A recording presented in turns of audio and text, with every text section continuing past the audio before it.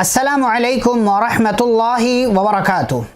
بسم اللہ والصلاة والسلام علی رسول اللہ نبینا محمد وعلی آلہ واصحابہ ومن والاہ، اما بعد۔ معزز ناظرین، خلاصہ تراویح کی اس مجلس میں آپ تمام کا استقبال ہے۔ آج ہم پارہ نمبر 27 کا انشاءاللہ تذکرہ کریں گے۔ وَلَقَدْ يَسَّرْنَا الْقُرْآنَ لِلذِّكْرِ فَهَلْ مِن مُّدَّكِرٍ۔ پارہ نمبر 27 کی ابتدا میں اللہ رب العالمین نے مختلف قوموں کا اور مختلف نبیوں کا تذکرہ کیا ہے۔ قوم عاد، قوم ثمود، قوم نوح، قوم موسیٰ اور دیگر قوموں کا۔ اور اللہ نے بات ذکر کیا ہے فَفِرُّوا إِلَى اللَّهِ، کہ لوگو اللہ کی طرف بھاگو، اللہ کی طرف بھاگو، یعنی اللہ کی باتوں کو قبول کرنے کے لیے جلدی کرو۔ وَلَا تَجْعَلُوا مَعَ اللَّهِ إِلَٰهًا آخَرَ، اور اللہ کے ساتھ کسی اور کو معبود مت بناؤ، بے شک میں تمہیں واضح طور سے ڈرانے والا ہوں، واضح طور سے ڈرانے والا ہوں۔ پھر اسی ضمن میں زندگی کا مقصد بیان کیا گیا کہ انسانوں اور جناتوں کو پیدا کیوں کیا گیا۔ اللہ نے فرمایا وَمَا خَلَقْتُ الْجِنَّ وَالْإِنسَ إِلَّا لِيَعْبُدُونَ، میں نے انسانوں کو اور جناتوں کو صرف اپنی عبادت کے لیے پیدا کیا ہے۔ تو انسانوں کو چاہیے بطور خاص، چونکہ ہم انسانوں سے مخاطب ہیں، کہ وہ اپنی زندگی کا مقصد نہ بھولیں، اللہ کی عبادت کرنا، اس کو آپ کو یاد رکھنا چاہیے۔ اور یہیں پر سورۃ الذاریات مکمل ہوتی ہے۔ اس کے بعد سورۃ الطور، کوہ طور، طور نامی پہاڑ جہاں موسیٰ علیہ السلام کو نبوت ملی تھی، سورہ نمبر 52 کا آغاز ہوتا ہے۔ اللہ نے طور پہاڑ کی قسم کھائی ہے، قرآن کی قسم کھائی ہے، کس بات کے لیے؟ کہ آپ کے رب کا عذاب آنے والا ہے۔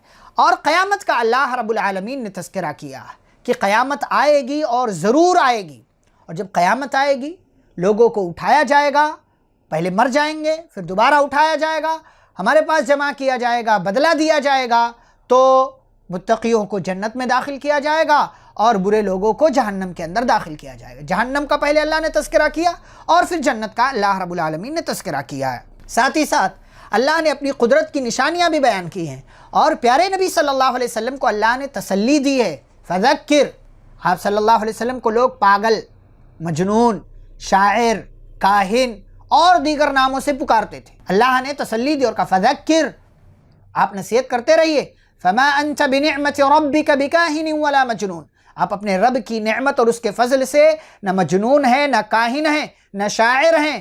یہ لوگ غلط کر رہے ہیں، آپ کو پریشان کر رہے ہیں، انتظار کریں، ہم بھی آپ کے ساتھ انتظار کرنے والے ہیں، ان کے کہنے کا بدلہ ہم ان کو دیں گے۔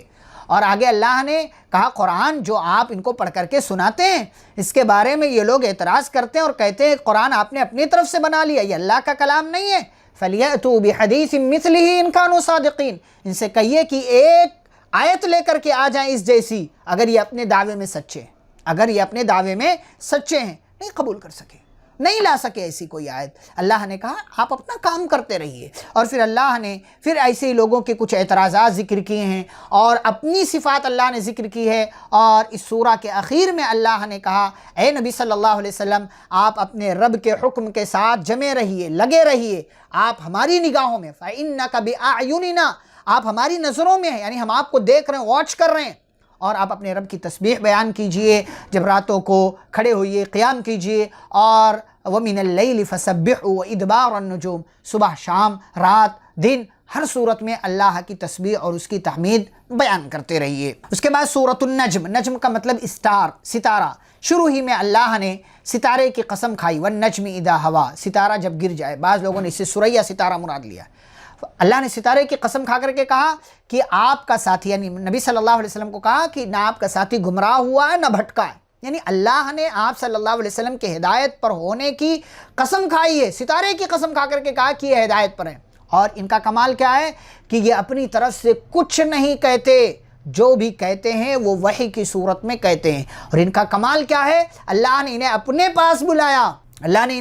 پاس بلایا، یہ معراج کے سفر میں گئے، اللہ سے ملاقات ہوئی، اللہ سے بات چیت کیا، ہاں دیکھا نہیں، لیکن بس تھوڑا سا فاصلہ تھا، اللہ حجاب میں تھا. حجاب یعنی پیارے نبی صلی اللہ علیہ وسلم کے اور اللہ کے درمیان حجاب تھا، پردہ تھا، آڑ تھی، رکاوٹ تھی، تو اس لیے آپ صلی اللہ علیہ وسلم دیدار نہیں کر سکے، اور دنیا میں یہ ممکن بھی نہیں ہے. قیامت کے دن جب جنتی جنت میں چلے جائیں گے تو جنتیوں کو اللہ کا دیدار نصیب ہوگا. اللہ ہم سب کو اپنا دیدار نصیب فرمائے. آگے اللہ نے اس بات کا تذکرہ کیا ہے کہ آسمان میں بہت سے فرشتے ہیں، یہ فرشتے بھی اللہ کی اجازت کے بغیر کسی کے لیے سفارش نہیں کر سکتے، کسی کے لیے سفارش نہیں کر سکتے.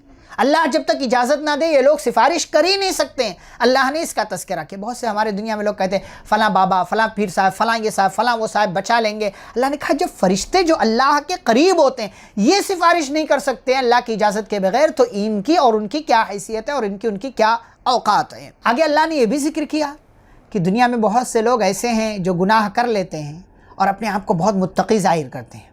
اللہ کہتے ہیں فَلَا تُزَكُّوا أَنفُسَكُمْ، اپنا تزکیہ مت کیا کرو، میں اتنا اچھا ہوں، میں نے اتنا یہ کیا، اتنا وہ کیا. هُوَ أَعْلَمُ بِمَنِ اتَّقَى، اللہ کو سب پتہ ہے کسی نے کیا کیا، کون کتنا متقی ہے، کتنا پرہیزگار ہے، اللہ رب العالمین کو سب معلوم ہے.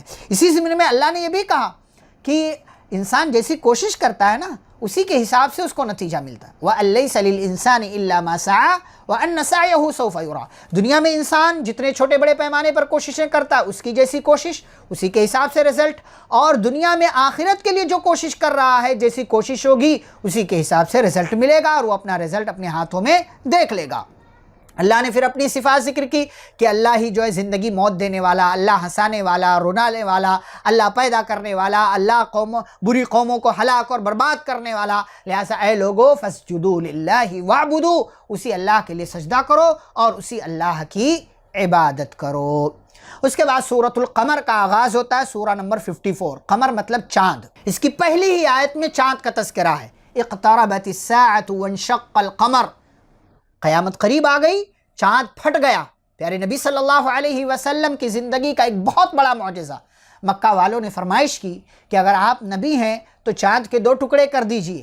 اللہ کا حکم ہوا، نبی صلی اللہ علیہ وسلم نے اشارہ کیا، چاند کے 2 ٹکڑے ہو گئے. مکہ والوں نے اپنی نگاہوں سے دیکھا، چاند کا ایک ٹکڑا پہاڑ کے اس طرف، چاند کا دوسرا ٹکڑا پہاڑ کے اس طرف، اپنی کھلی آنکھوں سے دیکھا، لیکن پھر بھی یہ لوگ ایمان نہیں لائے. کہنے لگے یہ تو جادو ہے، یہ تو جادو ہے، یہ ایسا ہے وہ ویسا ہے، ایمان نہیں لائے. اللہ نے فرمایا چاند کا 2 ٹکڑے ہونا یہ بھی قیامت کی ایک نشانی ہے. چاند کا 2 ٹکڑا ہونا نبی صلی اللہ علیہ وسلم کی زندگی کا ایک بڑا معجزہ ہے، اور چاند کے 2 ٹکڑا ہونے کے باوجود ان لوگوں کا ایمان نہ لانا ان کے ہٹ دھرم ہونے کے اور ضدی ہونے کی دلیل ہے. پھر ایسی ہی ضدی ہٹ دھرم بری قوموں کا اللہ نے تذکرہ کیا.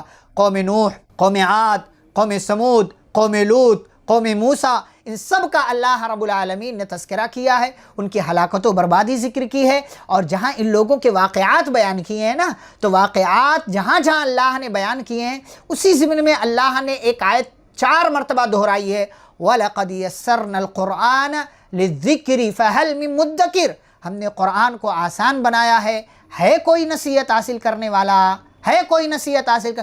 قرآن آسان ہے، قرآن کی باتیں آسان ہیں، ہمیں سمجھنا چاہیے، پڑھنا چاہیے، غور و فکر کرنا چاہیے، اس کی باتیں ہمارے لیے واضح ہوں گی.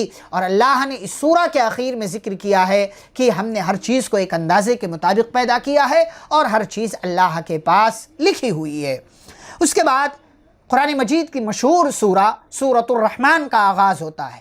اس سورہ کے حوالے سے ہمارے اپنے مسلمان بھائیوں کے بڑی فضیلتیں بیان کی جاتی ہیں، جبکہ اس سورہ کی کوئی بھی فضیلت پیارے رسول صلی اللہ علیہ وسلم سے ثابت نہیں ہے. اس سورہ کی کوئی فضیلت نہیں ہے کہ سورہ رحمان قرآن کا یہ ہے، وہ سورہ رحمان کی یہ فضیلت، سورہ رحمان کی وہ فضیلت. ایسی کوئی بھی فضیلت سورہ رحمان کی ثابت نہیں ہے. ہاں، قرآن مجید کی ایک سورہ ہے سورۃ الرحمن، جس کے اندر اللہ نے مختلف چیزوں کا تذکرہ کیا ہے. سورۃ الرحمن میں کیا ہے؟ اللہ نے اپنی مختلف نعمتیں گنوائی ہیں.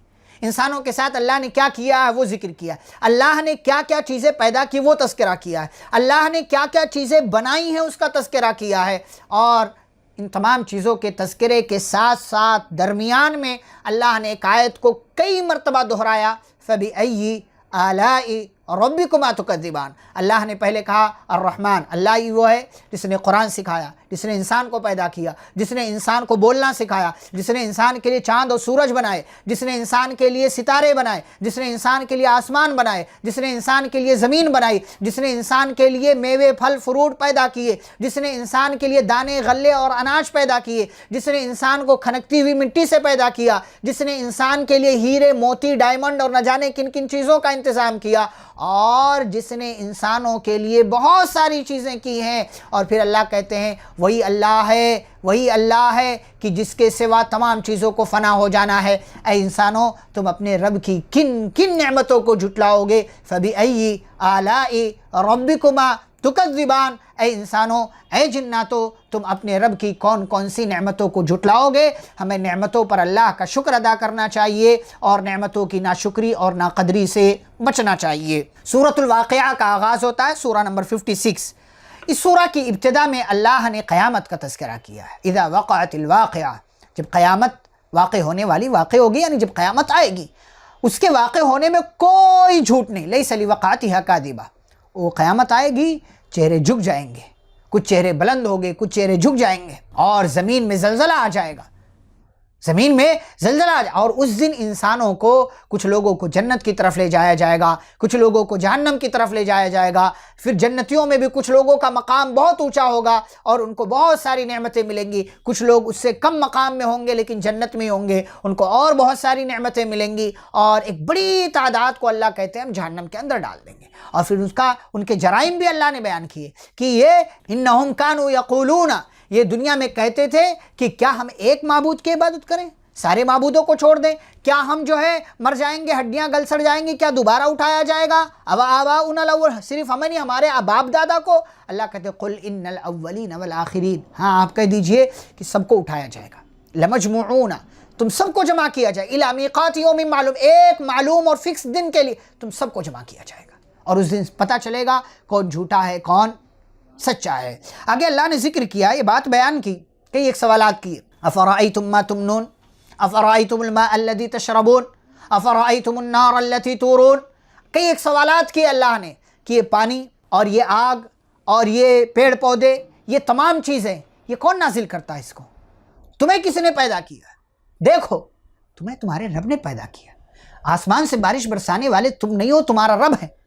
तुम्हारे लिए मुख्तलिफ चीज़ों का इंतज़ाम करने वाले तुम खुद नहीं, तुम्हारा रब है। तुम्हारे लिए आग का, जिससे तुम खाना बनाते हो, इसका इंतज़ाम करने वाले तुम नहीं, तुम्हारा रब है।